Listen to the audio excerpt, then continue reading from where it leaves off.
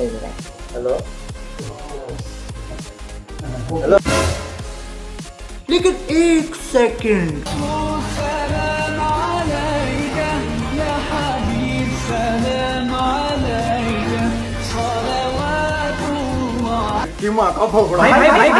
भाई hey guys আসসালামু আলাইকুম, ওয়েলকাম ব্যাক জিয়ার খান সাহেব এলাকায়। তো কেমন আছো তোমরা? আশা করি সবাই অনেক ভালো আছো। তো বরাবর নতুন একটি ভিডিও নিয়ে চলে আসলাম আমরা। তো চলো বেশি ফটো না করে ভিডিও করি শুরু। এই সময় কম, শুরু করো। মামুন নেশাগ্রস্ত হয়ে তার চেহারা রিহাইল করেছে, সেটা তো আমার ফল্ট না ভাইয়া। সে হজে মানে যাওয়ার আগে তার সাথে আমার সম্পর্ক বিচ্ছিন্ন ছিল 3 মাস।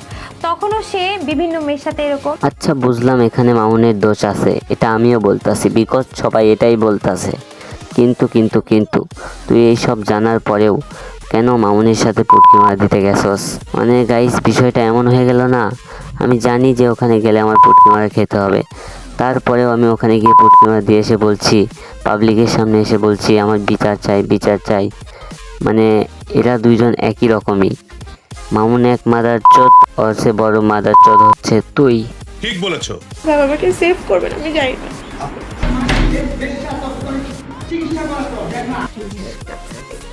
মামুন তুমি বিয়ের আগে ছিলা হিরো, এখন হয়ে গেছে হিরোইন। তুই বিয়ের আগে থেকেই হিরণখোর ছিলি।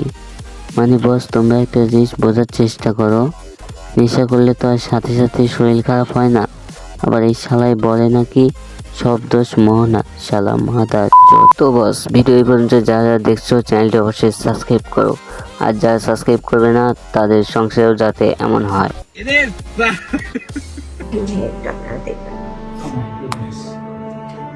এটা কোনো মানুষকে মারতে পারে না। সে হাতে আশেপাশে যা পাইতো পাওয়ার ব্যাংক বা যা পেতো সে ওটা দিয়ে আমাকে বোকা মেয়ে, মায়ের একবারে ভস্কা হেলাইছে, একবারে হাই কোয়ালিটির মায়ের দিছে, যেমন ভাবে মারছিল লাইলারে।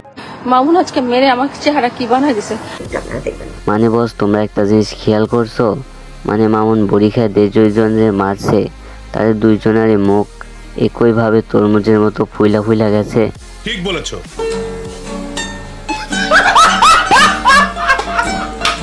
তো গাইস ভিডিও এই পর্যন্ত। এই ভিডিও ভালো লাগলে লাইক কমেন্ট শেয়ার করো, এবং ইউটিউব চ্যানেলটি অবশ্যই সাবস্ক্রাইব করো, ফেসবুক পেজ দেখলে পেজটি ফলো করে রাখো।